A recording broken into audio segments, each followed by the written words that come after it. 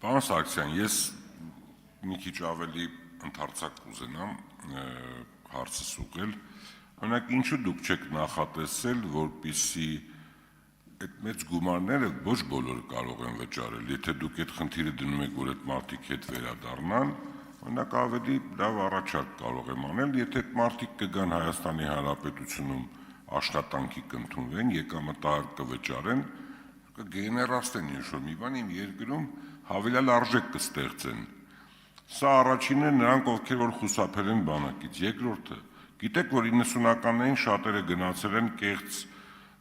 ձևակերպումներով, կեղծ փաստաթղթերով, տարբեր դիմումներ են գրել, որոնք որ չեն համապատասխանում իրականությանը իրենց անձի։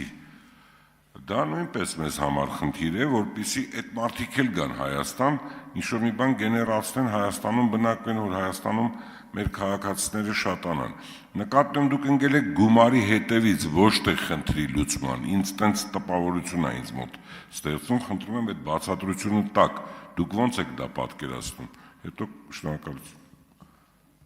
Պարոն Սարգսյան, նախ գումարի հետևից չենք ընկել նախագծով, հետևյալն է ասվում, նրանք ովքեր չեն ծառայել, իրենց հասակակից տղաները ծառայել են, իրենք պետք է այդ բացը լրացնեն, առաջին ծառայությամբ, եթե ինչ-ինչ պատճառներով մինչև 27 տարին չեն կարողացել ծառայել, ուսման մեջ են եղել կամ առողջական խնդիր ունեցել կամ ընտանեկան պայմաններից ելնելով, թող գան եւ ծառայեն եւ իրենց բացը լրացնեն եւ հավասարվեն իրենց ընկերներին։ Եթե չեն կարող 2 տարի ժամկետով ծառայել, որովհետեւ արդեն ունեն ընտանիք կամ 1 երեխա կամ այլ անհամատեղելի հանգամանք, կարող են վճարել գումար եւ ծառայել կարճ ժամկետով։ Եթե ընդհանրապես չեն ցանկանում ծառայել, պետք է վճարեն մեծ գումար, 15 միլիոն դրամ, որը 4 տարվա պայմանագրային զինծառայողի աշխատավարձի չափով գումար է։ Այսինքն ինքը 2 անգամ ավելի մեծ գումար է վճարում, քան իր ծառայությամբ պետք է բերեր։ Եթե չունի 15 միլիոն դրամ, առաջարկում ենք այլ տարբերակ, կարող է վճարել ընդամենը 8 միլիոն, մոտ 2 անգամ պակաս, 1 ամիս, բայց պետք է գա ծառայության։ Եթե այդ գումարն էլ չունի, կարող է վճարել 5 միլիոն եւ ծառայել կես տարի ժամկետով։ Այսինքն մենք տարբեր առաջարկներ ենք առաջարկում եւ 15 միլիոն չունեցողը կարող է մյուս կետերից օգտվել։ Ունեք արձագանք, համեցեք։ Նայեք, պարոն Սարգսյան, մենք 90-ականներից շատ բարդ պայմաններ ենք ունեցել, տարբեր պատճառներ են եղել, տարբեր ընտանիքներ են եղել, տարբեր գիտակցություն ա եղել մարդկանց մոտ։ Հիմա եթե մենք ուզում ենք ինչ-որ ձևով այդ խնդիրը կարգավորենք, ելի պետքա գումարի հետևից չընկնենք։ Մեր խնդիրը պետքա լինի, ոնց անենք նախ առաջինը, ամենավատ բանն է, երբ որ ցանկացած քաղաքացի խուսափում է բանակ ծառայելուց։ Բայց միևնույն ժամանակ մենք գիտենք ինչ ծանր ժամանակներ են եղել, ծնողներն են միգուցե տարի ավելի ցածր տարիքում են եղել։ Եկեք այդ խնդիրը ոչ թե դնենք զուտ գումարային, այլ դնենք թե ոնց անենք, որ մեր քաղաքացիները հետ գան ու ինչ-որ մի բանով պիտանի լինեն մեր երկրին, այսքանն է իմ ասածը, շնորհակալություն։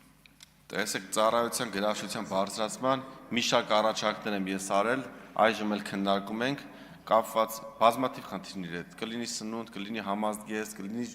ժամկետային զինվորական ծառայության ժամկետի կրճատում, ծառայության պայմանների բարելավում եւ այլն։ Այսինքն համալիր գործողություններ մենք պետք է կատարենք, մի մասը կատարել ենք, մի մասը առաջիկայում պիտի կատարենք, որպեսզի ծառայությունը լինի ավելի գրավիչ։ Տեսեք 25% ժամկետի կրճատումը գրավչությունը բարձրացրել է։ Վստահ եմ